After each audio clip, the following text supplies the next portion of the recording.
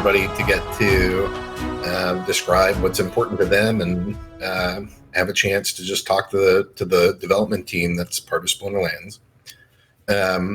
As per normal, you guys, this is an Ask Me Anything, not an Ask Me Some Things. So you guys are welcome to ask the content of any question that you want. The only thing that we really request, I'm recording this, and I hope that you guys can keep your questions to be PG-13 and to not just immediately assume the worst. Come in and have a good conversation with us, and feel free to be critical or whatever. But just don't start the question with "What the hell is wrong with you, you jerks? Why did you dare do this?" Just ask the question of, hey, here's the thing that I'm interested. Here's what I'm concerned about, and please share your reasoning behind blah blah blah. And that's how we can have a successful open dialogue about the plans, what we're doing, and what we're building. So, anyways, so here we go. I guess, Matt, is there anything that you want to do to start and open this up? Do we want to go to questions? Should we just talk about the land sale or the second land sale real quick? What do you want to do? I think we could start by talking about the upcoming land sale and that type of stuff.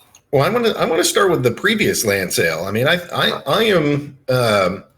I'm just blown away. November was the best sales month in company history, and we had 2 land pre-sales. The first one sold out in 21 seconds, and the second one sold out in 30 minutes.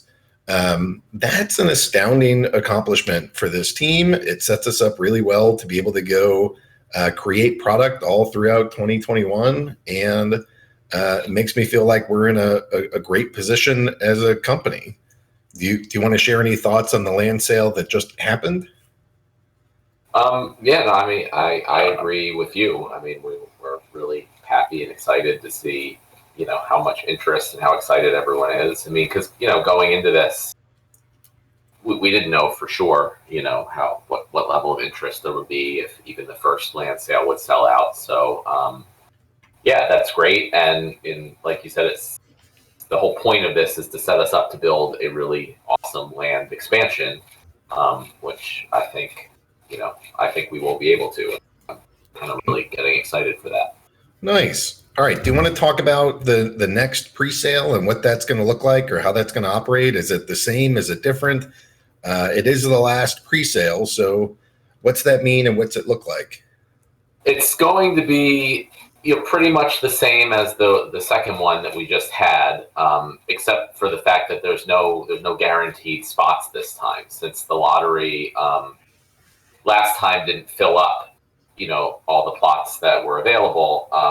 There'll be no guaranteed spots this time, so everyone, there'll be 30,000 plots available, and then we'll run a lottery that should be open Monday of next week, so people can get in early. You don't have to worry about being on at the exact time that the sale starts or any of that stuff.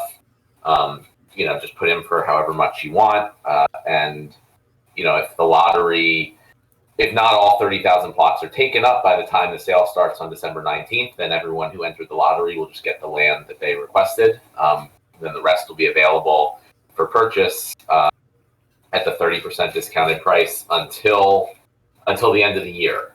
And then starting January 1st, 2021, if there's any unsold land from the third pre-sale, that will be available at the full retail price. So your chance of getting land at a discount is only, until the next 30,000 plots sell out, or December 31st of this year.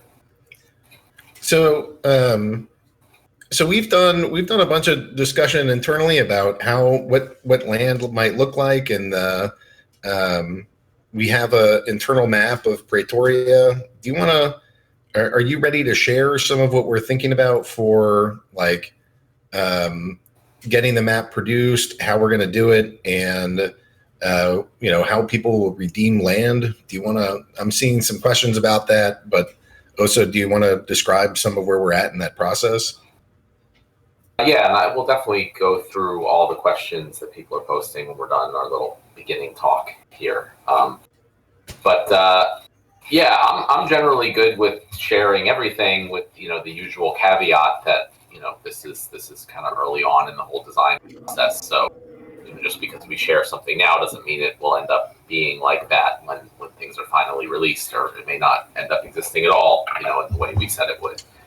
So Nate, if you're listening also, I know, you share art and things at the end, so you feel free to share anything that you want with that. But, we have been working on, and Chris Roberts really gets the majority of the credit to this point for the map work. We're putting together the map of Pretoria, which will, kind of be a very high level, like if you were to go to Google Maps and zoom out all the way, view of the land and all the features, mountains and rivers and different terrain types. And then Chris has also gone and split that up into regions. So there's 150 player-owned regions on Pretoria, and then there'll be a number of areas, including Mount Mox and some other things that are like game-controlled regions. So, we're planning for players to be able to interact with those regions in some way in the future, but they will not be able to be player-owned. So just seeing that stuff come together is really exciting. And yeah, did you want to add anything, Aggie? Yeah, I mean, he's created a map, he's created a story, and it helps explain. Part of what we needed to do with the map is not just have it really chunky. And what I mean by that is that if, like, in a lot of the Middle Earth maps, you'll see like a mountain range that just spans this whole giant area, or some huge forest, and things like that wouldn't really be fun in a game where you own the land, because like, it wouldn't be fun if you buy a region and have like 80% forest. That's just not an enjoyable experience, because so much of the game is about producing all these different resources. So part of our challenge was to create a story that would help explain why there's all these different patches of land. And we need that to make sure that when you purchase a region or a tract, you get kind of this nice distribution of different things to help you build out your empire building game. So Chris not only designed a map, but also helped us create lore that would explain why does the map look like this? What is the source of this? And it helps make it so that the geography of Pretoria matches a good game experience for the land expansion within Splinterlands. So that's the other piece that I would add. So that'll be, as we roll it out, we'll be talking about that. And then, Fleabag here is asking, when are we going to be able to use them? So, it's a phased rollout, but do you want to talk about sort of the first expectations for land, and when something like, I imagine that the first piece is land redemption. What is our general timeline? Yeah, so I mean, we're pretty clear that the whole land pre-sales are raising money for us to start building the land. So we've only just kind of really started to build this out over the last month or so. And we're hoping a first phase can be live sometime in the second quarter of next year is what we're shooting for. And that would be, when we release the map, so everyone will be able to see the map. You'd be able to redeem the claims that you've been purchasing in the pre-sale and get your actual plots and see them in their actual locations on the map. You get your NFT tokens to represent each plot, see what type of land they are, what resources they have, what rarity, all the stuff we outlined in the original announcement post about how the land will work. So we're hoping that piece will be in Q2 of next year. And then the next phase would be actually being able to start harvesting the resources and build buildings and use them, and potentially start creating item and spell cards. And then the final phase would be the full thing where the items and spell cards are actually added into the battle system. and then that's the full expansion, which we're hoping for end of next year. But it's it's a little difficult to project that far out. But that's our plan at this point. All right. So Juno Kyo is tossing a softball here. What is your favorite Splinterlands card? I can't answer this diplomatically. My wife is Liana. My kids are Talia and Kiara, and I'm in there sort of as a halfling alchemist. So I'm in trouble if I pick just one of those. But ironically, I think my favorite is Lord of Darkness. I've had a story in my mind for a while of like, he, rather than being some like terrifying lord of hell, he's more like office manager of hell. He's like, do you have any idea of what it's like to have to order all these demons around and do all this damn work? I'm the Lord of Darkness, and I'm stuck doing all this busy work. And that to me is just hilarious. So I'm bound to say a variety of cards, but thematically, I like the Lord of Darkness the most. What about you, Matt? Yeah, I'm not sure I can beat your Lord of Darkness. Yeah, I don't know. We can't pick a favorite card. They're like our children. So, yeah, maybe I'll just say Rusty Android. Rusty Android. Nice. I like it. Ag, how did you become so awesome, and how can I be awesome like you? Ron, I want you to know you are a very special snowflake and the most special of all of them, and you're already awesome and don't have to do anything at all. All right. Unit QM is saying, can you send account credits or DEC the same way you send them cards? No to credits. Those are non-transferable. Yes to DEC. That can be done in-game, just through like in the top right button says you check out your dark energy balances, and also out of game using something like HIVE keychain to help you move tokens around. The Shimmies is asking, will I ever be able to buy DEC from the store? My first answer is likely no, but although maybe it's possible if we get listed on some other real exchanges or like centralized exchanges. What's your take on that, Matt? Yeah, well, I mean, we don't ever sell dark energy crystals, so that's a key thing. Just to try to make sure we keep it away from being labeled as security or anything like that. We never use it as something that we sell or as a way to make money, so that won't happen. But there could be third-party services like aggroed mentioned through exchanges or whatever that allow you to buy dark energy crystals that we could link to or make available in the in-game store, and that's something we would definitely do if it's feasible. But for now, you need to basically get other cryptocurrencies and trade them for dark energy crystals on third-party exchanges, and that does give people who are able to do that the opportunity to get things at a discount from time to time. Moriarty's asking, will I ever be able to delegate or rent titles? That's probably a good time to feed into the inventory system and any sort of updates that you want to throw at that. Yeah, I mean, I guess once titles, we've planned to, and we've said, and we do plan to have titles, provide benefits around the land expansion. So, if you have a custom special title, you get some type of benefit, which is still TBD, as far as the land and resources and crafting items and spells are concerned. So at that point, I think it would make sense to be able to delegate out titles so that you could let someone else use it without actually, transferring it to them. I'm not sure it's something we would spend the time to put in before that, but like always, if there's significant player demand for it, then we would reconsider. Matt, how many raffle tickets will be produced?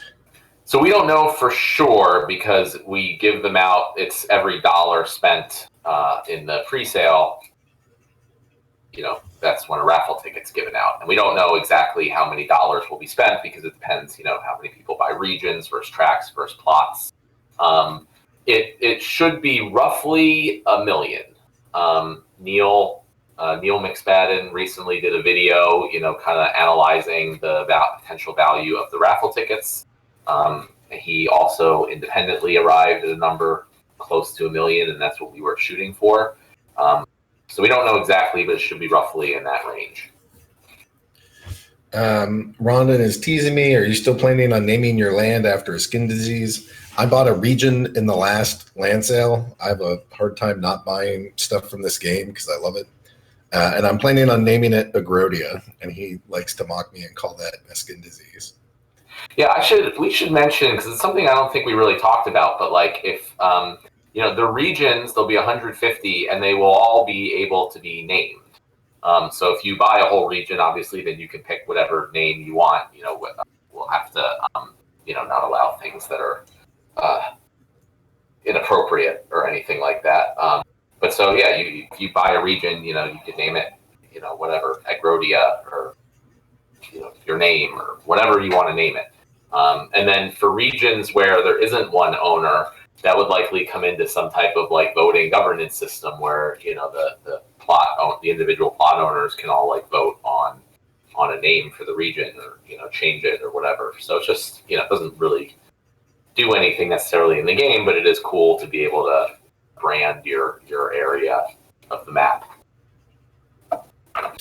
Gandalf D is saying, I like maps. Will the Pretoria map be available to purchase when it's complete and finalized? I've been working on a physical store. I could go get that thing as like a printable poster. So I'm going to go with yes. It's taking me forever to get this thing out, but I don't know. Hopefully soon I'll be able to. I'm at like the final stage of just testing being able to actually buy stuff from us with DEC, so that you could buy the Pretoria map with DEC. I think that'd be pretty awesome. Fleabag is asking, will land add to our power score? And then I think we answered what's the latest news on lands and when we'll be able to use them. Matt, any advantage to power score through land?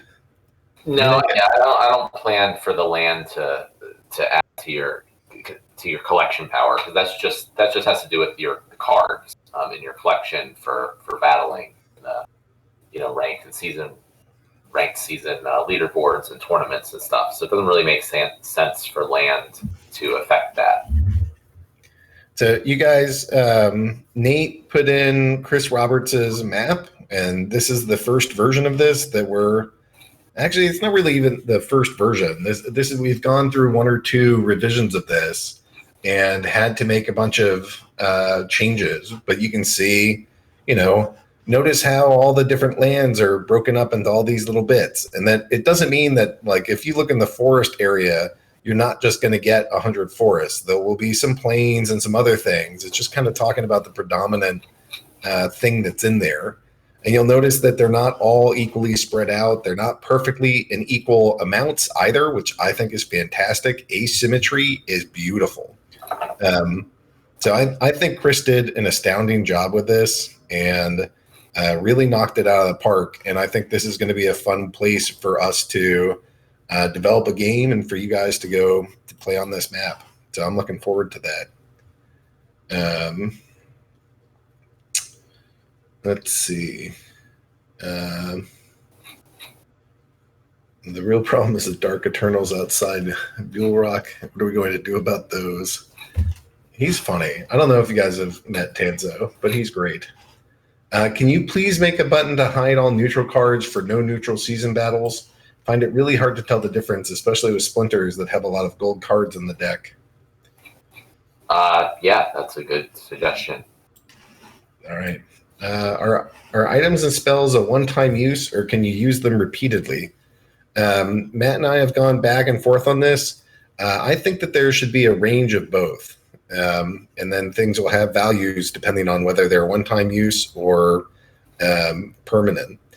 So that's not finalized. We're still debating that, but In my brain, I think it's going to be both. And Birdbeak says that's a good idea. Matt, do you see that the same way, or you're thinking only consumable or only permanent? Well, yeah, I mean, I agree with you, but my preference is more toward permanent because I think it's, I want to avoid situations where people are just like, afraid to use certain cards because then they, just go away. So we need to make sure that they were, definitely much more abundant in that case. But it'll all come down to the full economy design of everything. So my preferences would be to have, cards be permanent like they are now. You get them and they're yours forever unless you burn them. But we also have to make sure that makes sense and that, it doesn't just come to a situation where everyone has, or there's enough of everything produced and then there's kind of no demand for these things. So there's a lot of things to balance. So I think having some of both may be a good compromise. All right. So Moriarty's asking, heard in previous AMAs there will be a guild merchant or a guild shop. Do you know what he will sell? And are there other guild buildings coming? Yeah. So the land is like hardcore, all about 2021. That's the focus. But in the meantime, while we're sort of developing the UI, UX, and different parts of the guild or the land expansion, we're also further along in rolling out the next guild expansion, which is guild tournaments. And in guild tournaments, we're adding a barracks, an arena, and a guild shop. And one of the fun pieces that we have planned in there are gladiator cards. And gladiator cards are kind of this special batch of cards that can really only be used in the arena, and they get sort of powered up as the guild is able to spend more of these, more of their guild points enhancing them. Your actual arena can have a range of benefits that you and your guild gets to choose, and that will make battles in your home arena while fighting in the brawls. That'll make them sort of this unique experience that if you've upgraded it and chosen certain things, then every time that you fight there, you'll start getting some familiarity with advantages and disadvantages of being in your particular arena. It's just another layer of bonuses to start thinking about here that help kind of change the shape of the meta of how these cards can interact. Cryptomancer is doing really well on that. Nate's doing really well on that. Nate, do you have any of those screens that you could share? I know you like to put the watermarked ones out. If you have any screenshots of guild tournaments, we're getting closer. I still don't think it's going to be here by the end of this year, but I think we're going to see. Do you think it's fair to say that we'll see a Q1 guild brawl release, Matt? Yeah, Q1 next year should be definitely when that goes out. Okay. So Nate, if you have any of those things, then that would be great. What if you could burn land? We're not planning on allowing burning land.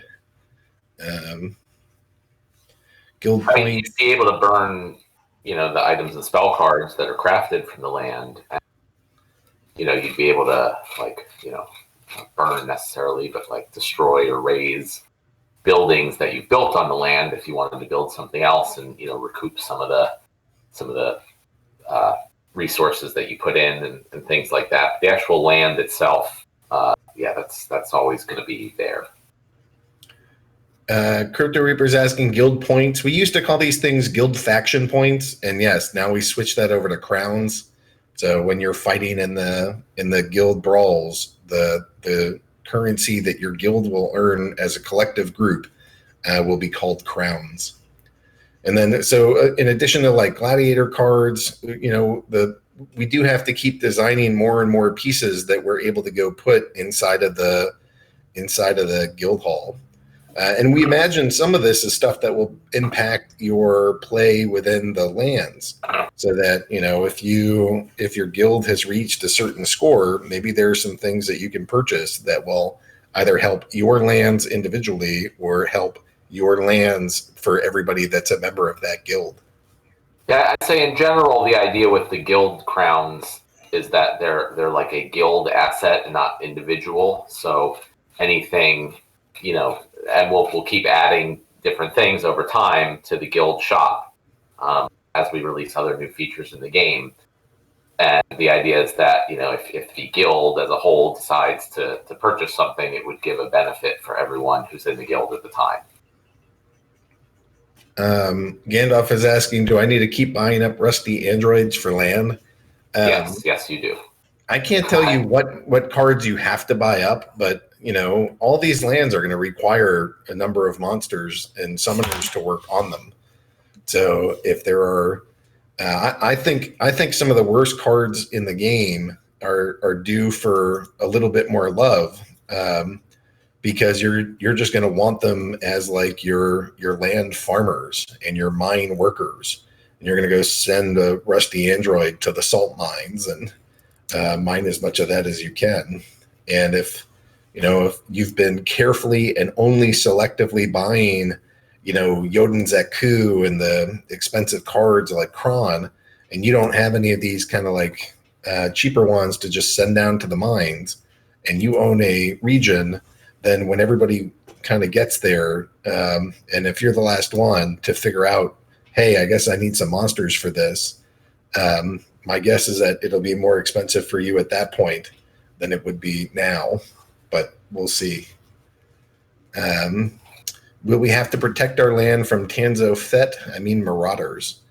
That's actually a great question. Anything that you build on the land that you are purchasing now, I don't think that Matt nor I have any plans to allow any other player to cause that land any kind of harm. Now, that caveat aside, one of the reasons why we are holding land meant for the game is after we've gotten different pieces of this out to go build kind of PvP areas where the players have to do things like hold a certain spot or capture a flag or, you know, accomplish some things within a certain amount of time, or I don't know. There's a variety of different kind of mini games that we can put that are team based into these different parts of land. And maybe there's stuff that you have to build in there, and in those kind of PvP environments, then it could be entirely possible that stuff gets burned down. But I want that to be entirely different than the land that you have purchased and you're going to put your mines on. That stuff is going to be safe from other players just walking in and destroying it. Do you want to comment on that as well, Matt? No, that's exactly it. All right. So Nate is showing you the gladiators. So there's a piece of land, and there's kind of the barracks that's not like your level 1 barracks that's coming. Do you guys plan to add the option to pay with Dogecoin? What's the requirement to add a new crypto to buy credits with? I guess I didn't even think that we didn't accept Doge, but you know, if there's a lot of people from an established token, then it's pretty easy to go at it. We need to be able to actually accept payments in it. Yeah. You want to talk about coinpayments.net? Yeah. So I mean, we've integrated coinpayments.net to accept payments in crypto tokens that we don't accept ourselves directly.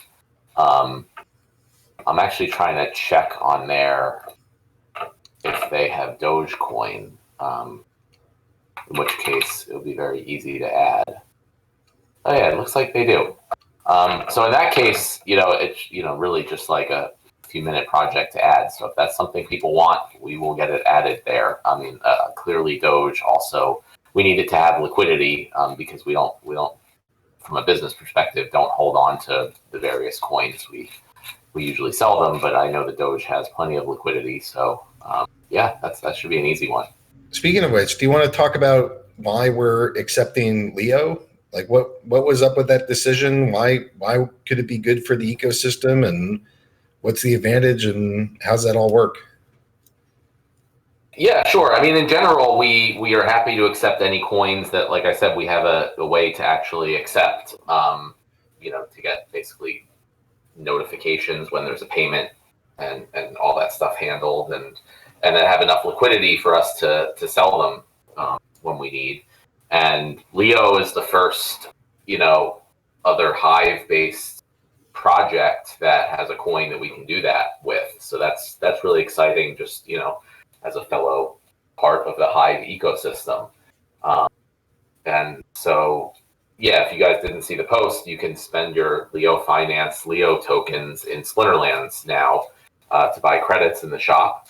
I know that community is very big on hodling, but if you want to use them, you can. And it's, obviously since they're on Hive, it was super easy for us to accept payments with the token. And since there's plenty of liquidity in Uniswap, it was kind of like a no-brainer. And, there hopefully being more Hive-based tokens in the future that we can do that with. Are the gladiator cards going to be monsters and summoners or something else? Yeah, they're gonna. In my brain, they are monsters and summoners, but they're. So Matt has a spreadsheet, and in that spreadsheet is how we create new monsters. And when we do that, we are extremely conscious not to provide any kind of power creep. Matt and I really want to value the older cards and have those be special and reasons why you want to hold them. And if we just introduce power creep everywhere, then it's not good for the people that bought in early, because it's like, oh, I can't even play these cards anymore. These brand new ones are so powerful that I just need those. And that's not what we want to do. But here in this one environment, not in the entire game and not in the every tournament aspect and every in-game area, we think that it's a pretty controlled place to go start putting in some power creep monsters. And they're not just going to be powerful on day one and stomp everything. It's the sort of thing where your guild is battling between, do we get this building? Do we get that building? Do we need the shop? How often are we winning? Should we get this upgrade in this gladiator or that gladiator? Or, we want there to be lots of decision making. And over time, those gladiators should get pretty damn powerful. And they will exhibit power creep. That's part of the design of what we want in this. But we don't want that to extend to the entire game. So here's kind of this one isolated, really optional spot of participating that's a lot of fun and like a team exercise and a team sport, really. And here's one way where we're going to break our typical rules of how we build monsters and summoners, because it's this kind of closed, unique environment to do that in. Any other thoughts? I just want to be very clear for anyone who maybe missed earlier. So the idea is that gladiator cards will be special cards that can only be used in the guild wars or guild brawls, whatever they're called. So the idea is that once the guild wars are released, the guilds will be battling, they'll be earning these guild crown tokens that can then be spent in the shop. And one of the things that they will be able to purchase will be these gladiator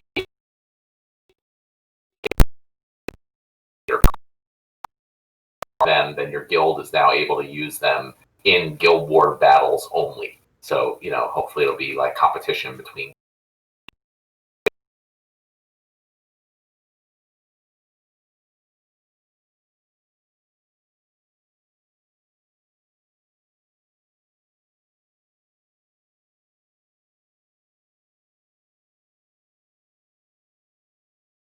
Yeah, I think that's good. I think it should just keep whatever your last speed was, by default. Maybe that would just be a way to handle it. So if you set it up to 3x speed, it would just stay that way until you reduce it.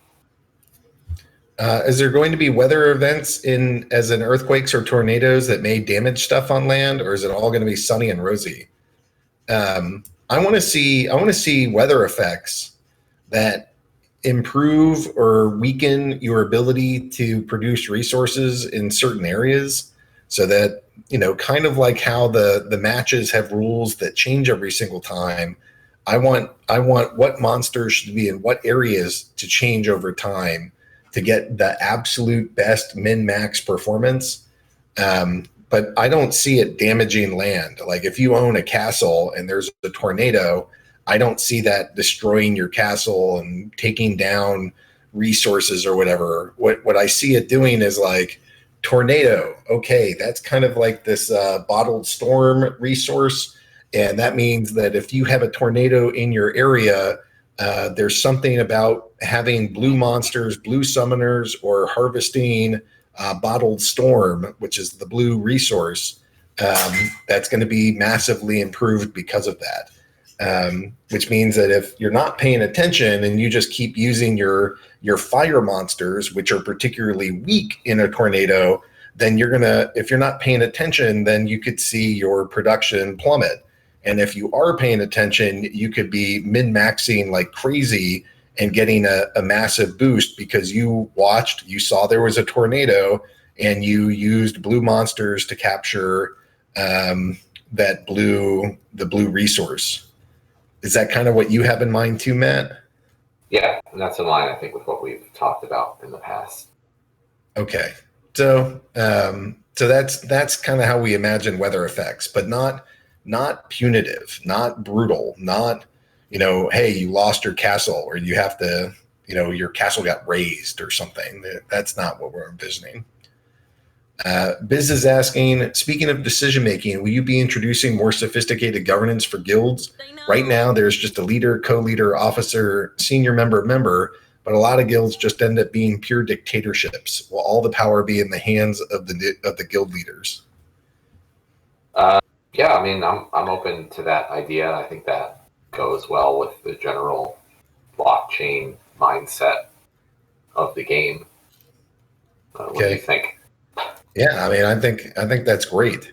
I really like the idea that, like, as you are contributing something into the guild, meaning like, the guild leaders could set, every time you finish your daily quest and we get credit for it, you earn 1 guild point. And a different guild is like, okay, well, that's worth 3 guild points to us. And, every time that you're in battles and all this other stuff, you can start getting guild points. And then as your guild gets stuff, maybe you're redeeming guild points. I don't know. But I'm from the World of Warcraft world where like you get DKP, which was kind of a point tracking system to figure out there's only one piece of loot. How are you going to get it? And people have to, spend the points that they've earned. And then when they spend them, they lose them, but they get the item that they might have been looking for. And, there's a bidding system for this, and there's, a rolling system, but there's, we want tools that allow guilds to, especially as like boss fights come out and all this other stuff, to be able to self-govern. So I'm all for it. But we just, with anything like this, we always have to be cautious of, we want to build this really awesome product. But there's only so much time. The players only have so much flexibility with us to start rolling stuff out. And so it's this constant battle of, here are some amazing ideas. And by the way, we have to cut them, cut down to just the bare core to get something out. And we want that to be as awesome as can be. And then we can layer stuff on top. So whether it is in V1 or V6 or V20, who knows? But, the goal is to get the most essential ideas in as quickly as possible and then build on top of only the essential ones with the cool ones and the nice to haves. Does that sound right? Yep. All right. Generated, the longer you were in a guild can be delegated to choose a leader. Yep. So how that might work with, I can't answer on day one, but that, that's generally kind of stake weighted voting. You're getting stake.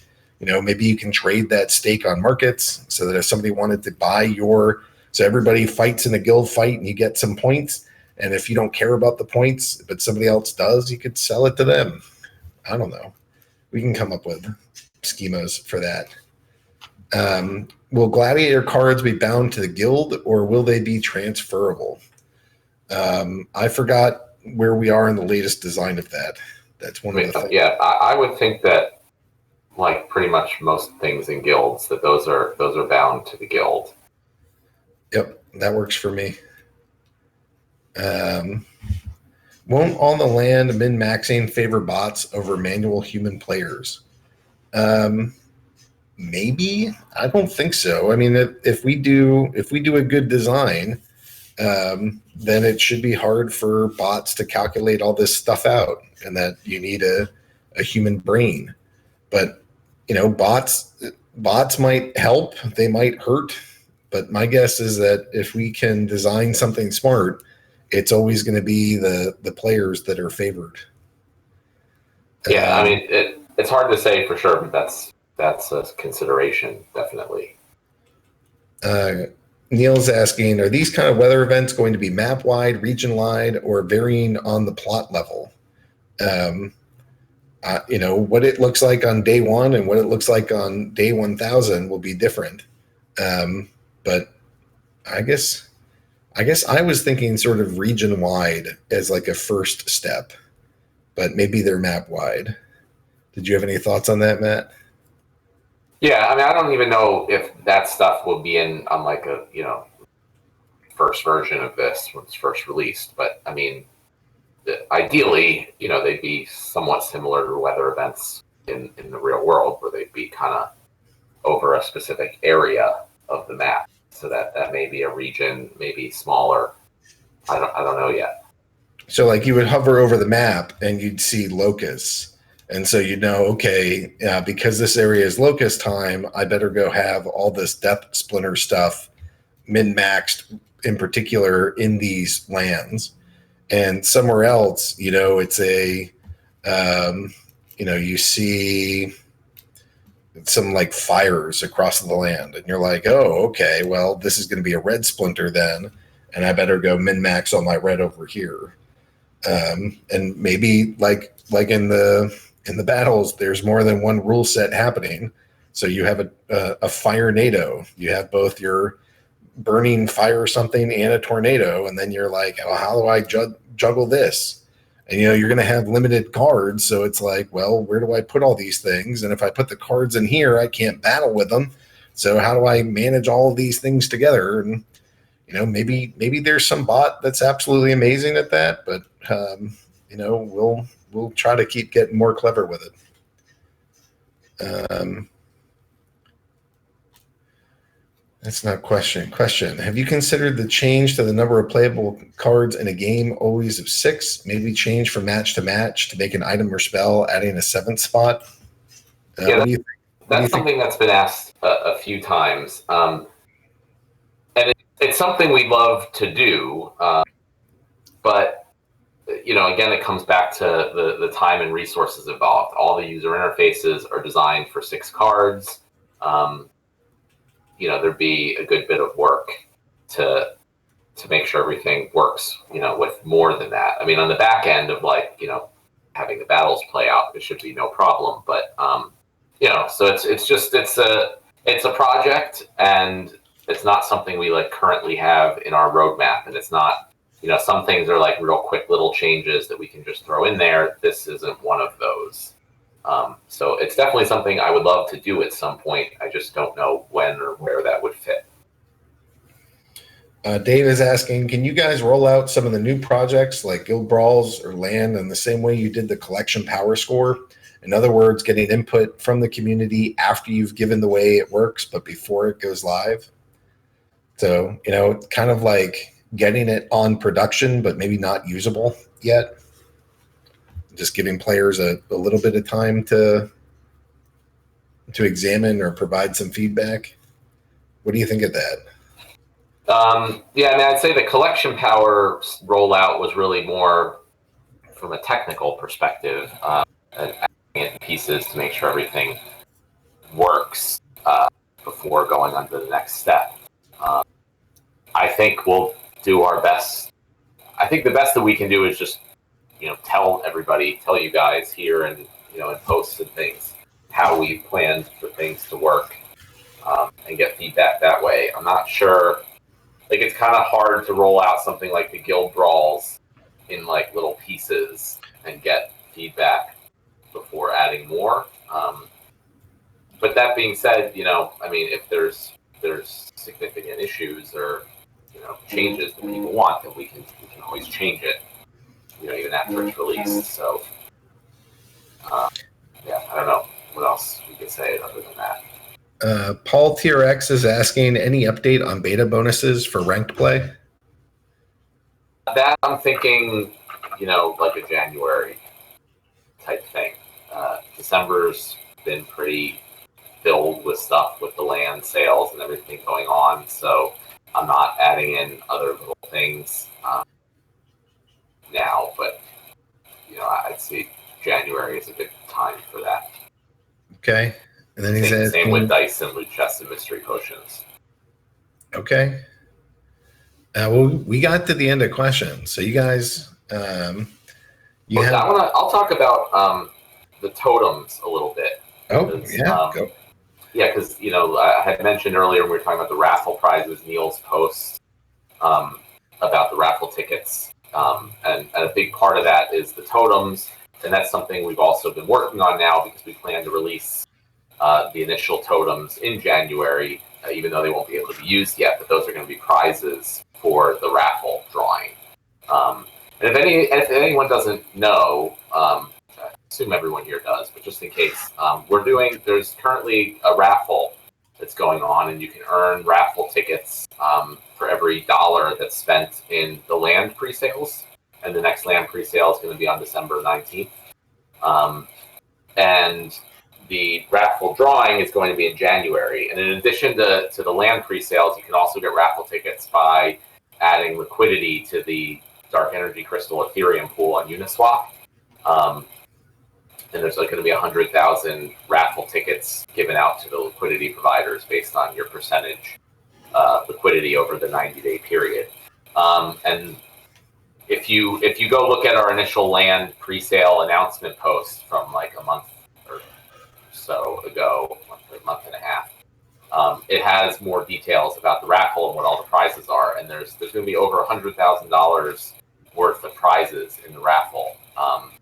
So we think it's going to be pretty big. And, one of the main prizes is going to be these totems.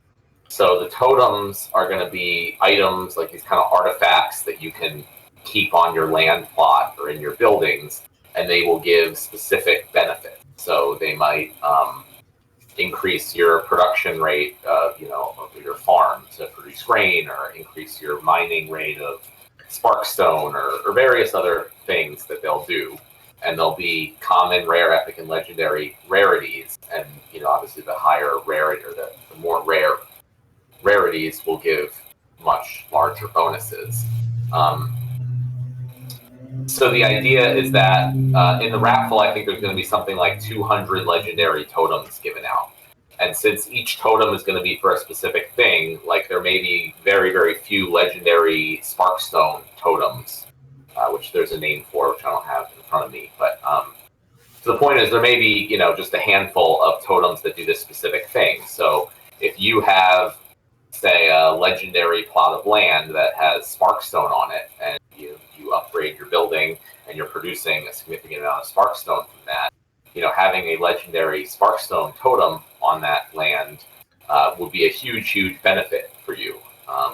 But the idea is that there's going to be a very limited amount of legendary Sparkstone, producing totems.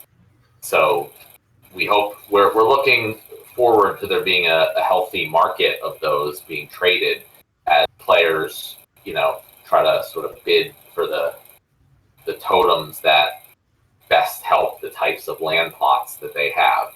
And, there's going to be 150,000 land plots. We expect that there's going to be significantly fewer totems, well, certainly significantly fewer of the higher rarity totems. So we kind of we expect totems to be a big and important thing to have in the game. And, we hope that that's added incentive for people to take part in the raffle, which will be, it won't be the only way to get totems, but it'll be the only way to get totems, before the land is released.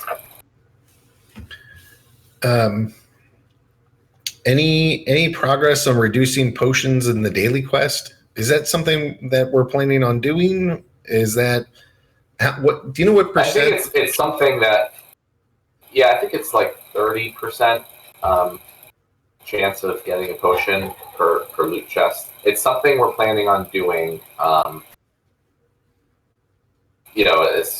It's a matter of reviewing the economy. We probably are going to need to release some new reward cards in the near future, but likely in January again. And at that time, we'd probably, adjust the potions in the chests. Okay. Will all splinter cards be usable on lands, even neutral cards? I'm imagining yes, that they won't be all equally usable, but they all should be usable on lands.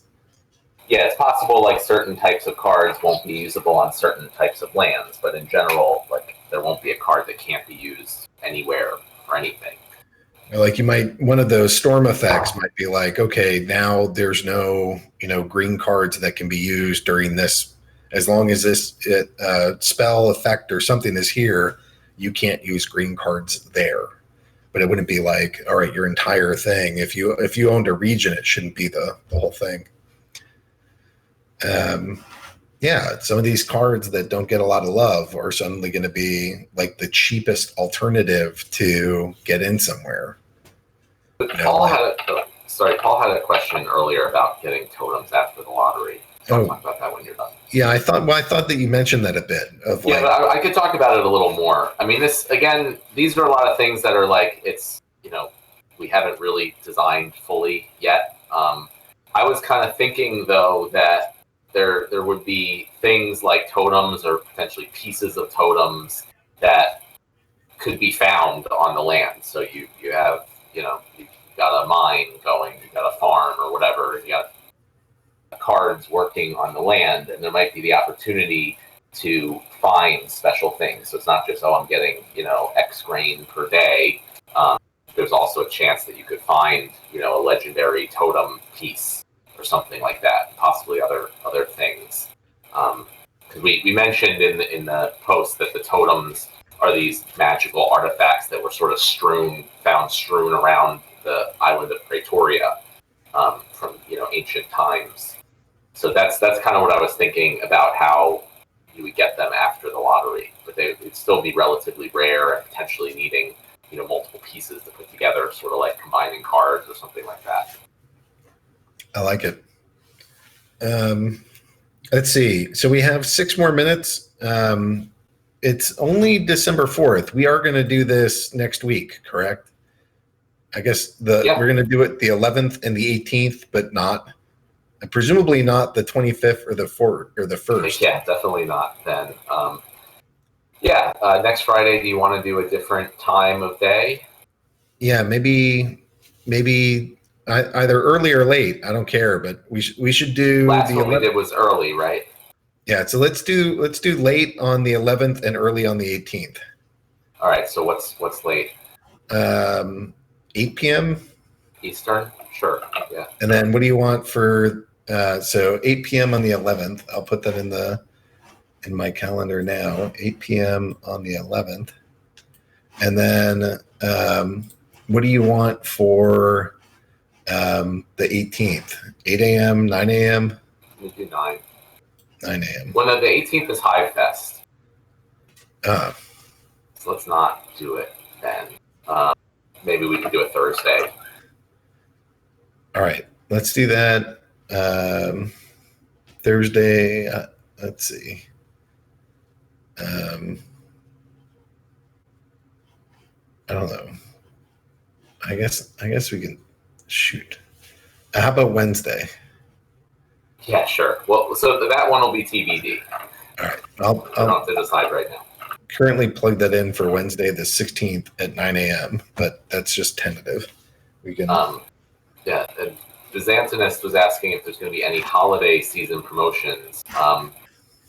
So, I mean, our big thing is going to be the third land sale, which I just want to stress, is going to be the last opportunity to get the land at a discount, after that sells out or after December 31st. The remaining land will be available at the base retail price. And then once that is sold out, it'll pretty much only be available on the market for whatever other players want to sell it for, if they do want to sell it. But that being said, we are planning on having a couple of promotions in December in conjunction with some other blockchain games. I won't give any specific details about that yet, but they will likely be centered around purchasing booster packs or something of that sort and receiving some type of items from other games that we're kind of partnering with. So you guys can look forward to that. And I'll mention that if you're planning on doing that, you can pick up dark energy crystals on some external markets, get those packs at a discount. So just want to remind everyone about that. All right. Let's see. Where can I find details on the second land sale? How many plots, tracks, regions were sold? I don't think that we put out something. I don't know if like a Splinter Stats post has been written about it. Yeah, I mean, everything is on the blockchain, so anyone can look and find that. We can also compile the data. I don't have it in front of me right now, but we can get that information. If people request it. Matt, have you seen any kind of weird win rates for either Jotun or Scarred Llama Mage? I haven't looked at them very recently. Jotun definitely has a relatively high win rate. But I will have to, and we've tried, to consider that when adding some new cards. My preference is to kind of adjust things by adding new cards that specifically target things or new abilities or whatever, rather than nerfing cards. But it is worth another look at win rates at some point. Yeah, our target is something like 70% win rate, right? Like if you start being in the 80 to 90% win rate, then that definitely breaks the game. Yeah, I mean, and it depends because there's you can look at different leagues and different situations and stuff. Yeah, definitely not over 70%. Over 70% would be a problem. I don't have the numbers in front of me right now, but it is something that we do look at from time to time. It wasn't a situation where, and a lot of people were more concerned about Jotun also in tournaments, which I haven't looked at, but it is something that deserves more attention, I think. Dave is asking about my partnerships. The one of them is going through legal review right now. One of them has some technical requirements. One of them I sent finally documentation to Matt at sometime this week. I don't know if you've been able to look at that, but that's 3 of them. Where are the other 2? Oh, I got to go back. I should check in with one of the other groups, see if that comes through. I don't know. They're just all in different statuses. I don't have one that I can just be like, here it is, let's do this. It just takes a moment. We're at 4 p.m. So, Matt, do you want to give us some last thoughts on this and sort of what to think about or what to do, or any priorities or any kind of messages you want to leave for the audience? Yeah, I mean, the message is that, as we're designing out the land, I'm at least getting really excited for it, and I think it's going to be a really awesome and compelling addition to the game. So, even though there's not a ton of information available right now, this is the last, or at the end of this month, it's going to be the last chance to get that land at a discount. So, if it works out as we hope, and, as it looks like it's going to, we expect that the people that have bought during the pre-sale at a discount would be very happy to have done. So that's all I want to say. I'll just say I'm grateful to this community. Matt and I get to go work on building games, and it can be very time consuming and take over our lives, and it gets crazy. But this is a wonderful life to be able to devote to building a crypto game to help mainstream a normie audience into crypto. I'm grateful that you guys participate here. Thank you for spreading the word. Thank you for being an amazing community. And this game wouldn't exist without the player base. And it wouldn't be as good if you guys weren't constantly holding Matt and I's feet to the fire to make sure that we're building cool things that match some of your hopes, dreams, and expectations about this stuff. So anyways, you guys are awesome. I appreciate it. And, thanks for being on this ride with us. It's awesome. And, it's also been neat just to go watch Neil post some of Yasek's numbers where we're seeing, Yoden's got a pretty strong win rate, but it doesn't seem totally broken. Only one of those was a little bit higher than what we really want, but then in the other categories, it's not as drastic. So, anyways, I think that's it for today. We will be back here next week. Next week, we will be doing this at, I just moved it, 8 p.m. So we'll be back next week at 8 p.m. Thanks so much for being here. Thanks for being our community. And I hope you guys all have a spectacular weekend. Thanks, guys. Bye.